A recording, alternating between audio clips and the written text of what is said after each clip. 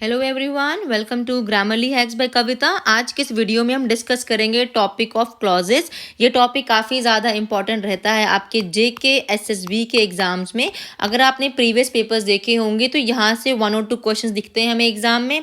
इसके अलावा एसएससी का एग्ज़ाम दे रहे हो आप लोग या आप किसी भी टीचिंग लेवल के एग्ज़ाम की बात करते हैं अगर हम लोग, तो वहाँ पर भी इस टॉपिक से क्वेश्चंस के चांसेस होते ही होते हैं। आप कह लो कि 110% क्वेश्चन यहाँ से आता ही आता है पेपर में। तो सबसे पहले हम जानेंगे क्लॉज होता क्या है और सेंटेंस में इसको कैसे यूज करते हैं, ठीक है ना। तो मैंने यहाँ लिख रखा है जैसे कि group of words which have their own subject and verb. अब इसको भूल जाओ जो लिखा है यहाँ पे। मैं एक न्यू स्लाइड लेती हूँ और हम न्यू पेज पे प्रॉपर समझेंगे, ठीक है ना, कि क्लॉज होता क्या है। देखो, जब हम क्लॉज कहते हैं ना, तो क्लॉज बेसिकली क्या होता है, ये एक सेंटेंस का ही पार्ट है, ठीक है ना।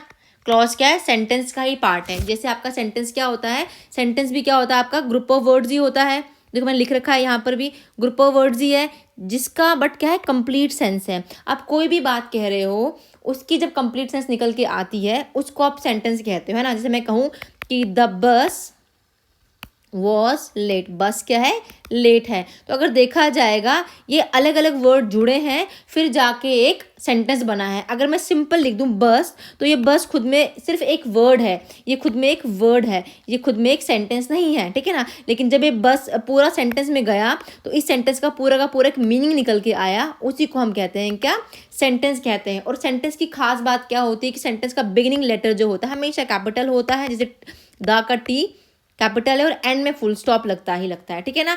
अब देखो सेंटेंस की बहुत टाइप्स हैं, उसमें आपका क्वेश्चन मार्क आ गया, एक्सक्लेमेटरी आ गया, वो हम नहीं डिस्कस करेंगे यहाँ पे। उसकी जो अलग वीडियो है वो आप चाहें तो प्लेलिस्ट में जाके देख सकते हैं, ठीक है ना।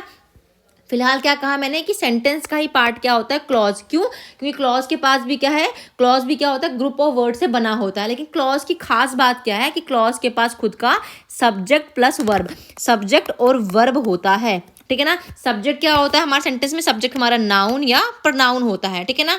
और वर्ब क्या है, एक्शन की बात, चाहे आपकी वो हेल्पिंग है या मेन है, वर्ब इज योर एक्शन, ठीक है ना, या जो चीज़ हो रही है सेंटेंस के अंदर, स्टेट ऑफ बीइंग जिसकी हम बात कर रहे हैं।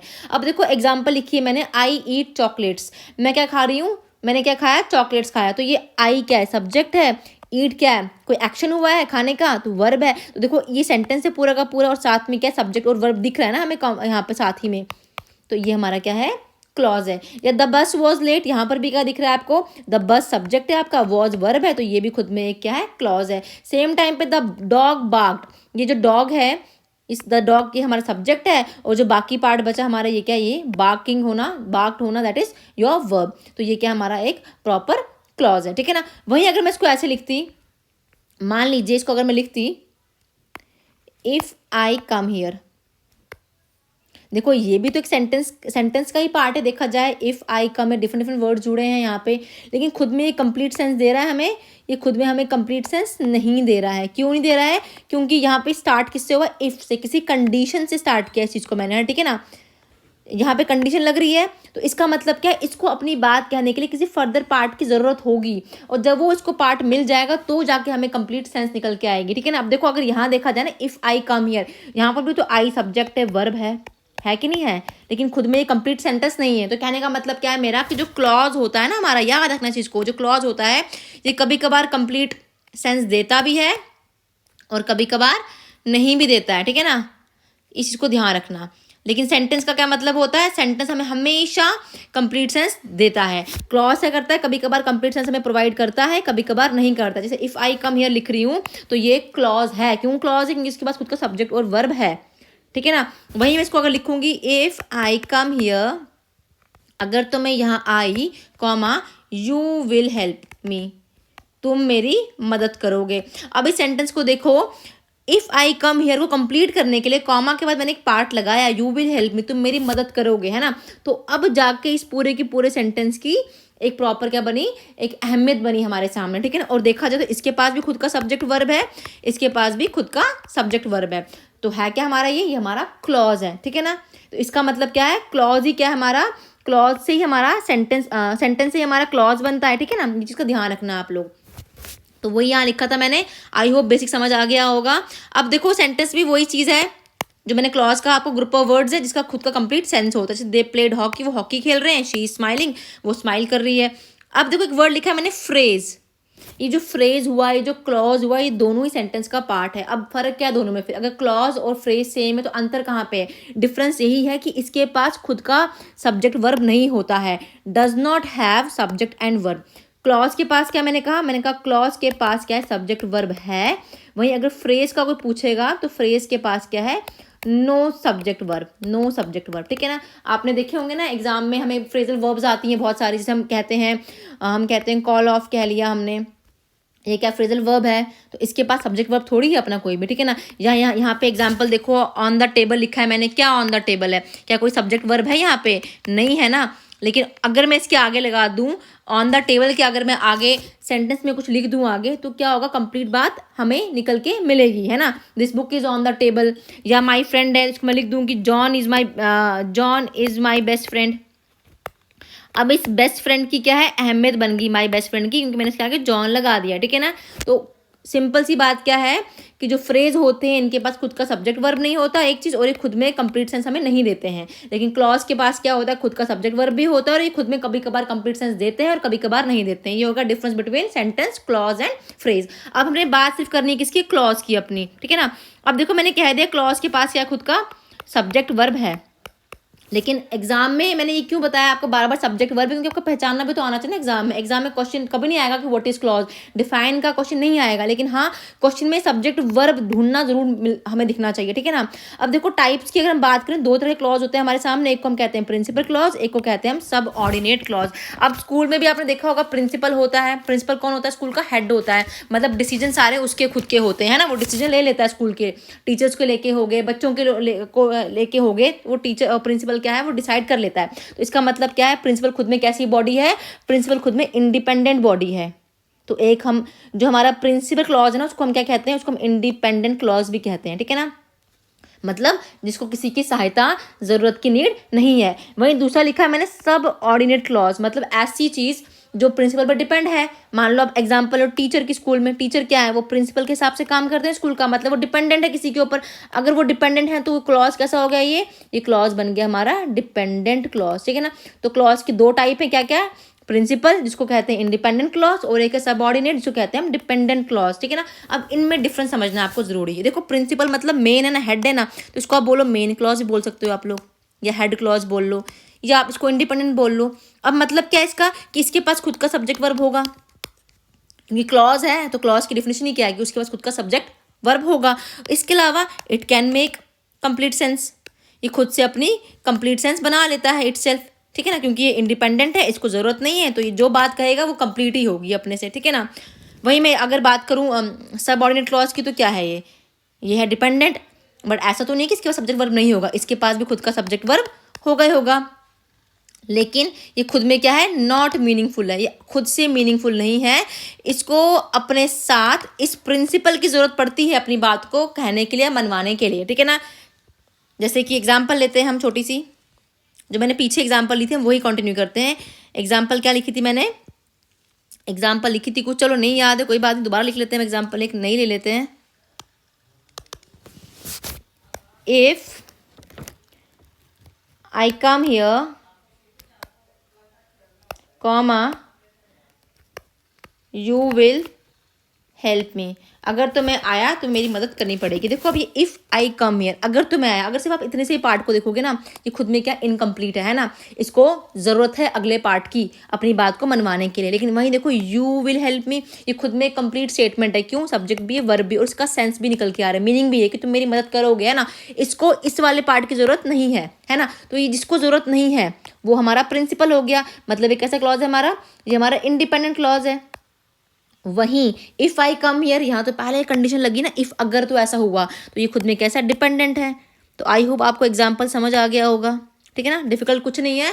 डिपेंडेंट मतलब जो किसी पर डिपेंड है, इंडिपेंडेंट मतलब जो खुद से इंडिपेंडेंट है। नॉर्मली अगर मैं कह दूँ she writes letter, she writes a letter, नहीं she write a letter, she writes letter, हाँ। शी क्या है? सब्जेक्ट है, राइट्स क्या है? वर्ब है, सब्जेक्ट वर्ब है, खुद में मीनिंग भी है, तो कैसा क्लॉज है हमारा? ये हमारा प्रिंसिपल क्लॉज है। या मैं कहूँ शी स्टेज एट होम, वो घर पे रहती है, कैसा क्लॉज है हमारा?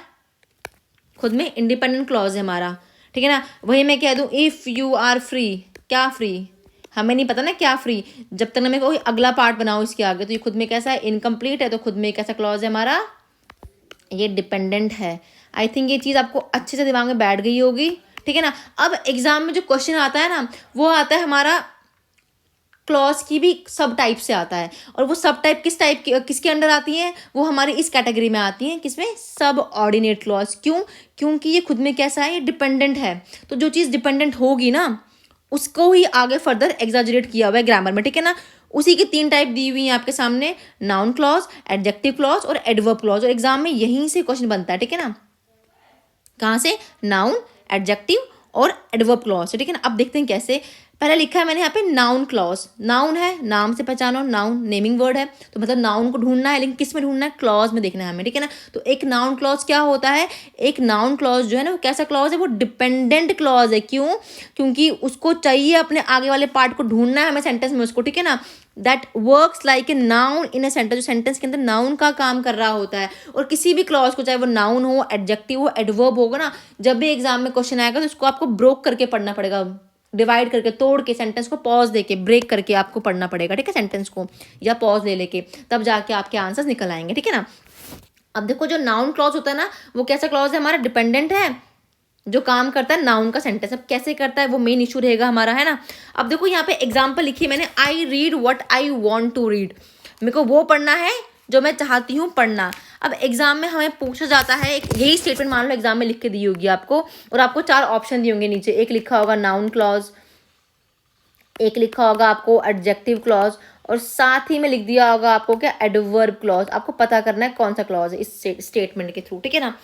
अब आपको ट्रिक से करना है, एग्जाम में आपको ट्रिक लगानी है, ठीक है ना। शॉर्टकट ट्रिक क्या देखोगे आप एग्जाम में, जहां पर क्या का सेंस आ रहा होगा हिंदी में, बस इंग्लिश में नहीं, हिंदी में आपको देखना है, जहां पर साउंड क्या का आ गया, वो क्या बन गया आपका, वो बन गया आपका नाउन क्लॉज, ठीक है ना। ये आपकी ट्रिक किसकी रहेगी, ये रहेगी आपकी ट्रिक आपके नाउन क्लॉज की। जैसे कि सिंपल देखो, सेंटेंस में लिखती हूँ, आई रीड बुक्स, मैं किताब पढ़ती हूँ, है ना। अब देखो तोड़ के पढ़ो इसको, आई रीड क्या, मैं क्या पढ़ती हूँ, किताब, और ये बुक्स क्या, यहाँ पे नाउन है हमारा, ये तो नाउन हमने पता किया, लेकिन हमें पता क्या करना है, क्लॉज, हमें नाउन क्लॉज को पता करना है। देखो यहाँ पे सिंपल है, नाउन है, लेकिन हमने नाउन क्लॉज को ढूंढना है। अब मान लो सेंटेंस लिखा होगा आपके सामने, वही जो लिखा था ऊपर, क्या है वो, I read what I want to read, ठीक है ना। अब एग्जाम में क्या किया होता है आपको, या तो इस पार्ट को अंडरलाइन करके दिया होता है, या कभी कभी अंडरलाइन नहीं किया होता है, आपको बस 4 ऑप्शन दिए होते हैं लिखे हुए, ठीक है ना।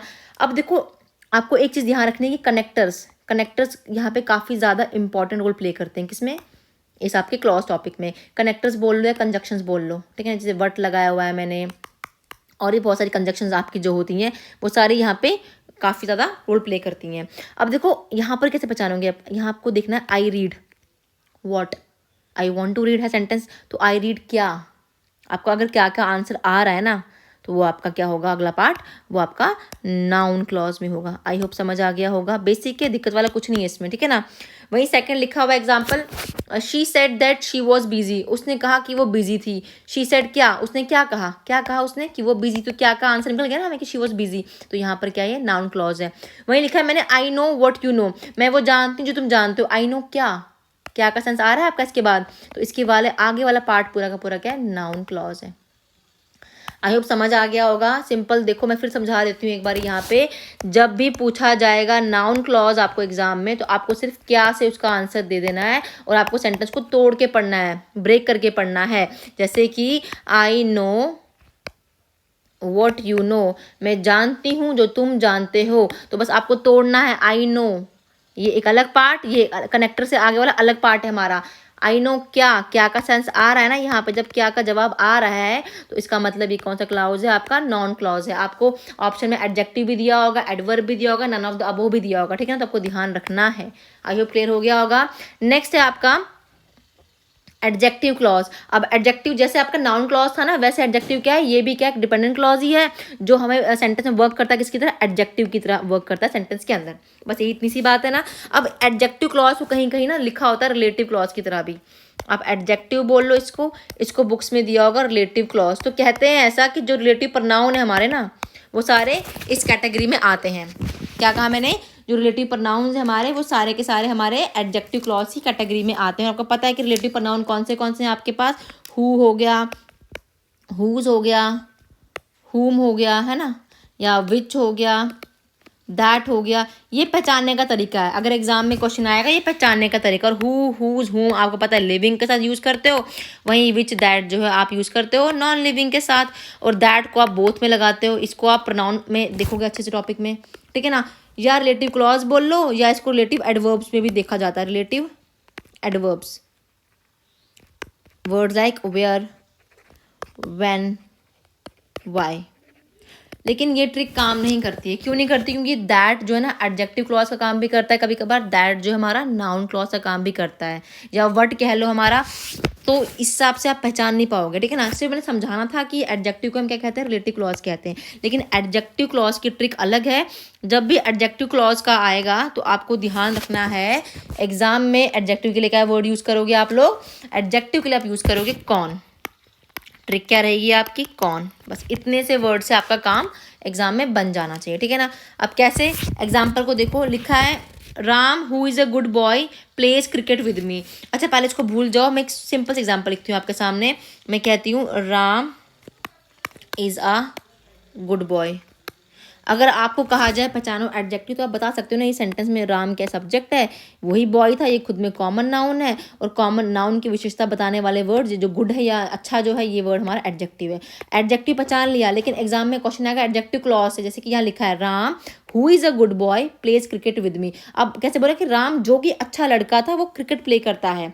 अब आपको एग्जाम में पहचानना है, देखो हु लिखा है यहाँ पे, तो मतलब हु से अगला पार्ट आपको देखना है एग्जाम में, है ना। यहाँ से आगे वाला पार्ट देखना, राम तो सब्जेक्ट है हमारा, ये तो हमारा एडजेक्टिव क्लॉज नहीं होगा ना। तो आपको कौन का जवाब दे, राम कौन जो कि एक अच्छा लड़का है ना। सेंस आ रहा है ना आपका यहाँ पे निकल के, तो कौन से आंसर आ रहा है आपका, तो यहाँ से जो आगे वाला पार्ट है वो कैसा क्लॉज है हमारा, वो हमारा क्या है, एडजेक्टिव क्लॉज है। आई होप समझ आ गया होगा। वही नेक्स्ट एग्जाम्पल लिखी हुई है आपके सामने, नेक्स्ट लिखी हुई example, I know about the boy who was absent yesterday. मैं जानती हूँ उस लड़के को, है ना। कौन से लड़के को जानती हूँ मैं, जो कि कल एबसेंट था। तो जो ये हु वॉज एबसेंट वाला पार्ट है आगे वाला, ये हमारा कौन सा क्लॉज है, ये हमारा एडजेक्टिव क्लॉज हो गया यहाँ पे, ठीक है ना। वही नेक्स्ट एग्जांपल लिखिए, I bought a watch which is very expensive. मैंने क्या खरीदा, वॉच। कौन सा वॉच खरीदा, जो कि काफ़ी एक्सपेंसिव था, है ना। तोड़ के पढ़ो सेंटेंस को, तो विच इज़ वेरी कौन सा एक्सपेंसिव, है ना। तो यहाँ पर भी कौन सा, तो ये हमारा क्या है, ये हमारा एडजेक्टिव क्लॉज है। आई होप समझ आ गया होगा। जब भी आए एडजेक्टिव क्लॉज तो आपका जवाब किससे होना चाहिए, कौन से होना चाहिए, ठीक है। तो लिख देती हूँ मैं यहाँ पे नीचे एक बार फिर से आपके लिए, ताकि आपको इजी रहेगा। एडजेक्टिव क्लॉज मतलब कौन से आपने अपना ट्रिक को पहचानना है, ठीक है ना। जैसे कि दिस इज द हाउस, एक लास्ट एग्जांपल लेती हूँ मैं आपके लिए, that belong to mister Ram. ये वो घर है जो राम को बिलोंग करता है। और एग्जाम में आपको 4 ऑप्शंस दिए होते हैं, लिखा होता है नाउन क्लॉज, एडवर्ब क्लॉज, और सेम टाइम पे लिखा होता है आपको एडजेक्टिव क्लॉज, या नन ऑफ द अबव। आपको देख के बताना है सेंटेंस को। अब ये वो घर है जो राम ने खरीद, दिस इज द हाउस, तोड़ के पढ़ो इसको, this is the house that belong to Ram. कौन सा हाउस है ये, कौन सा हाउस है, दिस इज द हाउस, है ना। कौन सा हाउस, जो कि बिलोंग करता है राम को, that belong to mister Ram. ये कौन सा हमारा हो गया, ये हमारा एडजेक्टिव क्लॉज हो गया। आई होप समझ आ गया होगा, इजी है, मुश्किल कुछ भी नहीं है। अब जो हमारा लास्ट बचता है ना, वो रहता है हमारा एडवर्ब क्लॉज। एडवर्ब पहले तो होते क्या है, एडवर्ब मतलब जो वर्ब की विशेषता को बताते हैं, या सिंपली आपको पता है जो क्वालिफाई करते हैं वर्ब को भी, एडजेक्टिव को भी और खुद एडवर्ब को भी सेंटेंस के अंदर, उनको हम कहते हैं वर्ब, उसको हम कहते हैं एडवर्ब, है ना। अब एडवर्ब क्लॉज को पहचानने का तरीका क्या रहता है आपका, जहां पर कौन और क्या से जवाब नहीं आएगा ना एग्जाम में क्वेश्चंस के ऑप्शंस में, वहां पे आप लगा देना कौन सा, एडवर्ब क्लॉज। सबसे सिंपल यही वाली कैटेगरी है आपकी किसकी, एडवर्ब क्लॉज की, ठीक है। क्या कहा मैंने, जहां पे जवाब आपको क्या और कौन से ना मिले, वो क्या रहेगा आपका, एडवर्ब क्लॉज रहेगा। और एडवर्ब क्लॉज में क्या कैटेगरी होती है, एडवर्ब ऑफ टाइम की, प्लेस की, रीजन की, कंडीशन की, मैनर की, पर्पस की, इफेक्ट की, कॉन्ट्रास्ट की, कंपैरिजन की, सारी कैटेगरीज हैं किसकी, एडवर्ब की। तो इन्हीं सब चीज़ों को देख के आपको सेंटेंस में अपना एडवर्ब क्लॉज को ढूंढना है। और बहुत सारी ऐसी कंजक्शंस हैं, जैसे आप कह लो, आप यूज़ करते हो सिंस को यूज़ कर लेते हो आप, व्हेनेवर को यूज़ कर लेते हो आप, वेदर, अनटिल, टिल, है ना। ये बहुत सारी और भी कंजक्शंस हैं जो हमारे एडवर्ब क्लॉज की तरह यूज़ होती हैं, लेकिन इनको रटने का कोई मतलब नहीं बनता। आपने सिर्फ क्या ध्यान देना है, जहाँ पे कौन और क्या का आंसर ना आएगा वो हमारा क्या होगा, एडवर्ब क्लॉज होगा। अब कैसे पहचानोगे आप, हम देखते हैं एग्जाम्पल से इसको भी। एग्जाम्पल लिखिए मैंने, when I saw Ramesh comma he was playing cricket. जब मैंने रमेश को देखा वो क्या कर रहा था, क्रिकेट खेल रहा था। जब मैंने देखा, व्हेन आई सॉ रमेश, है ना। तो ये क्या हमारा टाइम बता रहा है कि जब मैंने देखा उसको, तो ये टाइम क्लॉज हो गया हमारा। तो टाइम क्लॉज किस में आता है हमारा, टाइम क्या बताता है हमें, ये हमारा एडवर्ब क्लॉज है, ठीक है ना। वैसे नेक्स्ट क्वेश्चन लिखा है, I follow you because you behave like God. मैं तुम्हें फॉलो क्यों करता हूँ, क्योंकि तुम बिहेव करते हो किसकी तरह, भगवान की तरह। ये बिकॉज क्या हमारा कंजक्शन है हमारा, और ये बता क्या रहा है हमें, क्लॉज ऑफ रीजन। देखो एडवर्ब टॉपिक को देख लेना एग्जाम में जाने से पहले, ठीक है। Though he is poor comma he always look happy. हालांकि लगता क्या है वो गरीब, लेकिन वो क्या है हमेशा ही दिखता कैसा, हमें हमेशा हैप्पी दिखता है। देखो दो कॉन्ट्रास्टिंग स्टेटमेंट है ना, कि वो गरीब भी है, पॉजिटिव क्या यहाँ पे, नेगेटिव क्या कि वो पोर है, लेकिन ही ऑलवेज लुक हैप्पी मतलब पॉजिटिव भी। इनको हम कहते हैं कॉन्ट्रास्टिंग स्टेटमेंट, है ना। तो और दो क्या हमारे यहाँ पे, ये दो हमारा कंजक्शन का काम कर रहा है यहाँ पे, ठीक है ना। तो ये कॉन्ट्रास्ट बता रहा है हमें यहाँ पे। जहाँ पर भी कॉन्ट्रास्ट की बात होगी एग्जाम में, वहाँ पे आपकी आएगी कौन सी, एडवर्ब क्लॉज आएगी। रट लेना इस चीज़ को, ठीक है ना। बेसिक क्या कहा मैंने, जहाँ पे नाउन क्लॉज, वहाँ पे जवाब दोगे क्या से, वहाँ पे आपका आंसर निकल आएगा, ठीक है ना। जहाँ पे एडजेक्टिव होगा वहाँ पे कौन से जवाब दोगे, निकल आएगा। और जहाँ पे एडवर्ब होगा वहाँ पे इन दोनों से जवाब नहीं आएगा, तो वो क्या होगा, एडवर्ब क्लॉज होगा। और एडवर्ब क्लॉज में आपको क्या देखना है, कॉन्ट्रास्ट वाले क्वेश्चन अगर आ रहे हैं जहाँ पे सिंस, बिकॉज ऐसे वर्ड दिख रहे हैं आपको, ठीक है ना। या इसके अलावा आपको जहाँ पे दिख रहा हो आपका अपना टाइम क्लॉज दिख रहा हो, ठीक है ना, या क्लॉज ऑफ रीजन दिख रहा हो, ठीक है ना। इनका थोड़ा एग्जाम में आप लोग ध्यान रखना। आई होप आपको ये टॉपिक समझ आया होगा अच्छे से। अगर कोई भी डाउट रहता है तो प्लीज़ कमेंट कीजिएगा कमेंट सेक्शन में, मैं उसके ऊपर नई वीडियो लेके आऊँगी। इसके बाद अब मैं जो टॉपिक लाऊंगी क्लॉज के बाद, वो लाऊंगी MCQs based on this topic, exam में कैसे क्वेश्चन पूछे जाते हैं, ठीक है। आई होप कंटेंट अच्छा लगता होगा आप लोगों को। अगर अच्छा लगता है तो लाइक करें, सब्सक्राइब करें, शेयर करें मेरे यूट्यूब चैनल को। Thanks and have a nice day.